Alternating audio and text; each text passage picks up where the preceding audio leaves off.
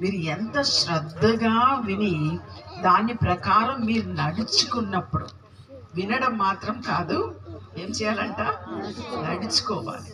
దాని ప్రకారం నడుచుకున్నప్పుడు ఆయన భూమి మీద ఉన్న సమస్త జనుల కంటే నిన్ను హెచ్చించును అని అంటున్నాడు. మిమ్మల్ని అందరినీ హెచ్చిస్తాడంట.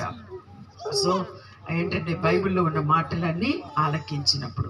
ఇంకా 3వ వచనంలో మనం చూస్తున్నాం, అదే అధ్యాయంలో 3వ వచనం మనం చూసినట్లయితే, నీవు పట్టణంలో దీవించబడుదువు, పొలంలో దీవించబడదు. ఇది నేను ఆలోచించాను.